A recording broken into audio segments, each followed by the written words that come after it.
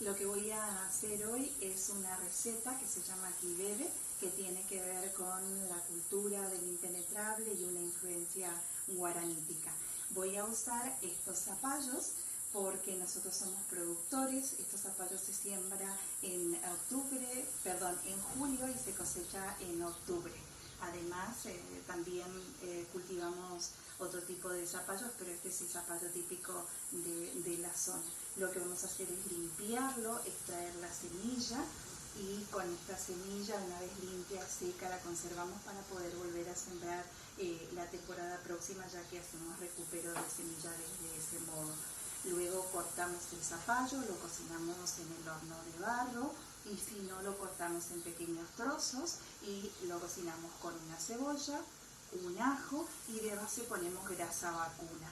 Una vez que eso está tiernito, el zapallo se comienza a desintegrar, lo retiramos del fuego, lo dejamos ahí en suspenso y desmenuzamos una presa de chivo. ¿Sí? Si no tenemos chivo, que es la carne típica de la zona, también trabajamos con charqui vacuno. Esto oficiará del relleno del kibebe.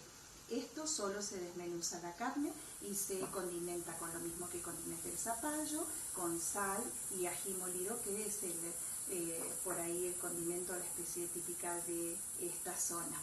Una vez que tengo el zapallo listo, lo voy a pisar con un tenedor o un pisapapa. Una vez que tengo desmenuzado y ya condimentado el relleno, lo voy a separar y voy a emplatar. En este caso tengo una rueda de lo que es el kibebe, el zapallo con la cebolla, la grasa vacuna. En el centro le pongo el chivo o el charqui y después lo voy a aromatizar con ajo guaraní.